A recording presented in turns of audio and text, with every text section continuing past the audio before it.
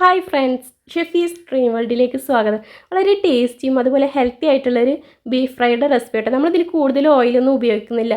നമുക്ക് വിദേശത്തൊക്കെ കൊണ്ടുപോകാൻ പറ്റിയൊരു ഐറ്റം കേട്ടോ. അപ്പോൾ എല്ലാവരും ഇതുപോലെ ഒന്ന് ട്രൈ ചെയ്ത് നോക്കൂ കേട്ടോ. അപ്പോൾ നമുക്കിതിലേക്ക് വേണ്ടത് 2 കിലോ ബീഫാണ്. ഞാനിവിടെ 2 കിലോനാണ് എടുത്തിട്ടുള്ളത്. ഇനി നമുക്കിതൊന്ന് വേവിച്ചെടുക്കണം.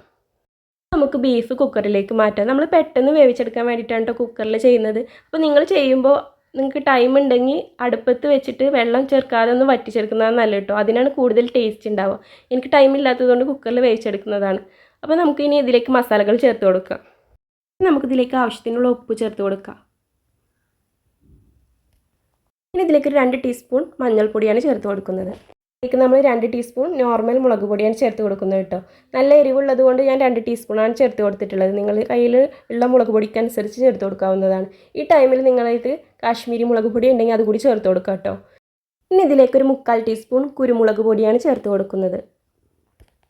ഇതിലേക്ക് ഒരു 1.5 ടീസ്പൂൺ മല്ലിപ്പൊടിയാണ് ചേർത്ത് കൊടുക്കുന്നത്.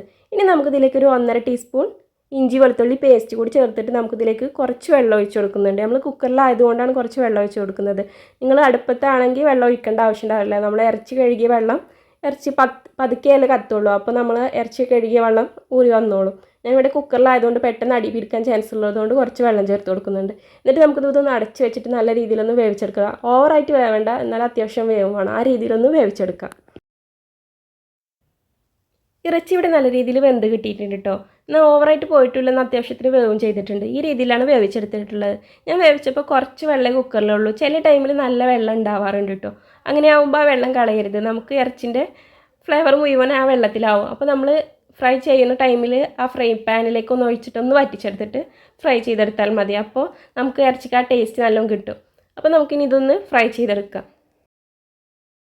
ഇനി നമുക്ക് ഇറച്ചി ഒന്ന് ഫ്രൈ ചെയ്തെടുക്കാനായിട്ടൊരു ചട്ടി അടുപ്പത്ത് വെച്ചിട്ടുണ്ട്. ചട്ടി ഒന്ന് ചൂടായിലേക്ക് നമുക്ക് വെളിച്ചെണ്ണ ചേർത്ത് കൊടുക്കാം. ഇനി ഇവിടെ ഒരു 5-6 സ്പൂണാണ് വെളിച്ചെണ്ണ ചേർത്ത് കൊടുത്തിട്ടുള്ളത്.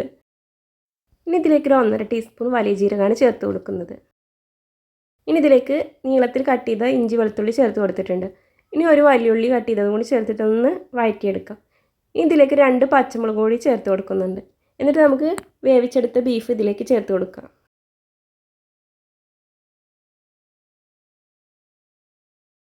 ഇനി നമുക്കിത് നല്ല രീതിയിലൊന്ന് മിക്സ് ചെയ്തെടുക്കാം. ഇനി നമുക്കിതിലേക്ക് കറിവേപ്പില ചേർത്ത് കൊടുക്കാം. ഇനി നമുക്കിതിൽ വെള്ളം ചെറുതീയിലിട്ടിട്ടൊന്ന് വറ്റിച്ചെടുക്കണം കേട്ടോ. ബീഫിലെ വെള്ളമൊക്കെ വറ്റിയിട്ട് ഇതുപോലെ നമ്മൾ ഒഴിച്ച ഓയിലൊക്കെ ഇതുപോലെ ഒന്ന് തെളിഞ്ഞ് വന്നിട്ടുണ്ട്. ഇനി നമുക്കിതിലേക്ക് കുറച്ച് കുരുമുളക് പൊടി കൂടി ചേർത്ത് കൊടുക്കാം. നിങ്ങൾ എരിവിനനുസരിച്ച് ചേർത്ത് കൊടുത്തു കേട്ടോ. ഈ ടൈമിൽ നിങ്ങൾക്ക് നല്ലൊരു കളർ കിട്ടണമെന്നെങ്കിൽ കുറച്ച് കാശ്മീരി മുളക് പൊടി കൂടി ചേർത്ത് കൊടുക്കാം കേട്ടോ. ഇനി നമുക്കിതൊന്ന് മിക്സ് ചെയ്തെടുക്കാം. ഇനി ഇതിലേക്ക് ലാസ്റ്റായിട്ട് ചേർത്ത് കൊടുക്കേണ്ടത് കുറച്ച് ഗരം മസാല കൂടി ചേർത്ത് കൊടുക്കുന്നുണ്ട്. അതും കൂടി ചേർത്തിട്ട് നമുക്കിത് നല്ല രീതിയിലൊന്ന് ഫ്രൈ ചെയ്തെടുക്കാം. ഇതുപോലെ ഒന്ന് ചെറു തീയിലിട്ടിട്ട് ഒന്ന് നല്ല രീതിയിൽ ഫ്രൈ ചെയ്തെടുക്കാം. നിങ്ങൾക്ക് എത്രയാണോ ഫ്രൈ ആവേണ്ടത് ആ രീതിയിലൊന്ന് ഫ്രൈ ചെയ്തെടുക്കാം. അങ്ങനെ നമ്മുടെ ടേസ്റ്റി ആയിട്ടുള്ള ബീഫ് ഫ്രൈ ഇവിടെ റെഡി ആയിട്ടുണ്ട് കേട്ടോ. അപ്പോൾ നല്ല ടേസ്റ്റി ആയിട്ടുള്ള കൂടുതൽ ഓയിലി അല്ലാത്ത ബീഫ് ഫ്രൈ ആണ്. അപ്പോൾ ബീഫ് ഫ്രൈ ഇഷ്ടപ്പെടുന്ന എല്ലാവർക്കും തീർച്ചയായിട്ടും ഇഷ്ടപ്പെടും. അപ്പോൾ എല്ലാവരും ഒന്ന് ട്രൈ ചെയ്ത് നോക്കിയിട്ട് അഭിപ്രായം കമൻറ്റ് ചെയ്യണേ. വീഡിയോ ഇഷ്ടപ്പെടുകയാണെങ്കിൽ ലൈക്ക് ചെയ്യാനും ഷെയർ ചെയ്യാനും കൂടെ സബ്സ്ക്രൈബ് ചെയ്യാനും മറക്കല്ലേ. മറ്റൊരു നല്ല വീഡിയോയുമായി വീണ്ടും വരുന്നത് വരെ ബായ്.